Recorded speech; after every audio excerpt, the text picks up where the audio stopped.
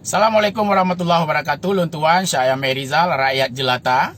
Salah sidro rakyat Aceh, bak uronyo, bak kesempatannya lun peterang sebuah persoalan terkait dengan isu keterlibatan Pak Prabowo dalam masa daerah operasi militer.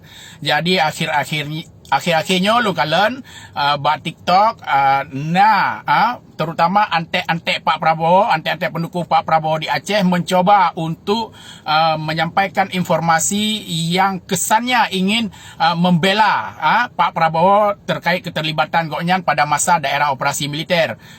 Nak upaya untuk menghapus sejarah, nak upaya untuk memutarbalikkan fakta. Nyo harus talawan. Soal mendukung capres silahkan, harus dipisahkan dengan sejarah. Sejarah tetaplah sejarah. Jangan sekali-sekali ingin menghapus sejarah gara-gara ada pihak-pihak yang mendukung capres tertentu. Memaafkan boleh, melupakan sejarah tidak boleh. Yamban. Maka orangnya patut lempetrang terkait dengan pernyataan salah sidro antek-antek Pak Prabowo yang menyampaikan pernyataan terkaitnya adalah Dr. Ihsan Birun.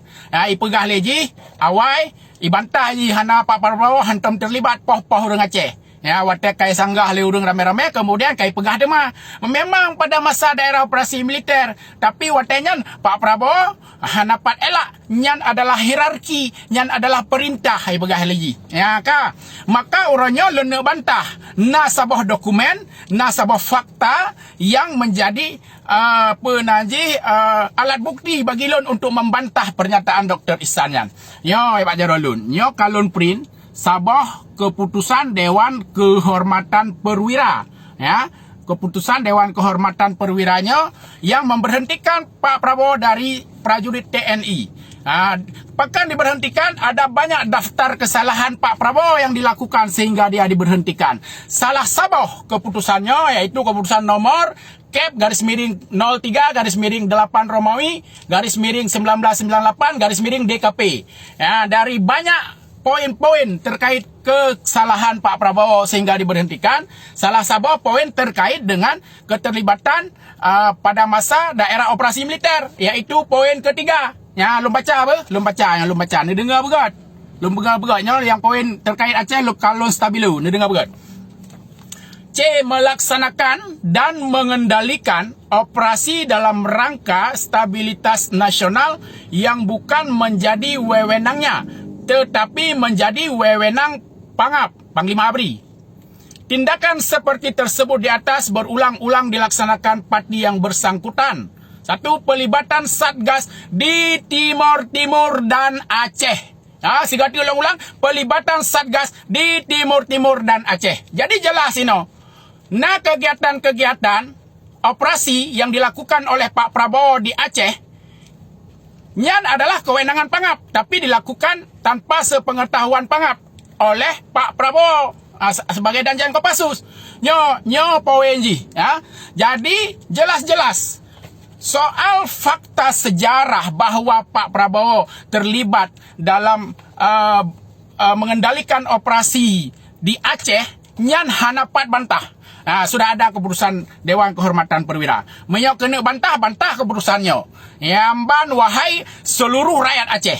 Igi tanya rakyat Aceh terkecoh oleh pihak-pihak yang mendukung capres tertentu melakukan upaya-upaya untuk menghapus sejarah. Menghapus sejarah yang mengakibatkan ratusan dan ribuan nyawa rakyat Aceh melayang. Berbagai penindasan, berbagai kekejaman yang diterima dan penyiksaan di berbagai kem-kem. Penyiksaan lagi rumah gedung, dirancung dan sebagainya. Nyan adalah sebuah fakta sejarah. Bahkan oleh dicabut dom, dibentuk tim pencari fakta yang diketuai oleh Bapak Baharudin Lopa yang menemukan banyak kerangka mayat manusia yang telah yang menjadi korban kekerasan oleh serdadu NKRI waktu itu. Yamban. Jadi ini adalah sebuah fakta sejarah. Ya, ini harus membuka. Kemudian masalah mendukung capres, silahkan. Menyona orang Aceh menjak dukung Pak Prabowo, silahkan. Mendukung Pak Ganjar, silahkan. Pak Anies, silahkan.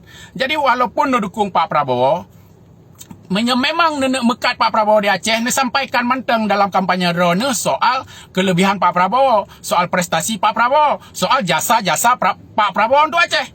Hana payah kemudian nia putar balikan terkait fakta sejarah, rekam jejak keterlibatan Pak Prabowo dalam kekerasan saat daerah operasi militer, operasi Jaring Merah.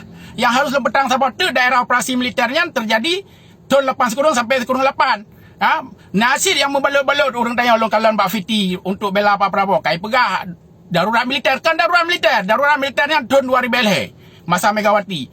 Ya, jadinya harus lempetang.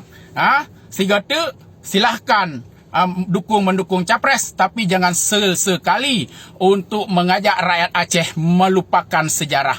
Memaafkan boleh sebagai semangat perdamaian dan rekonsiliasi, tetapi melupakan sejarah tidak boleh sama sekali.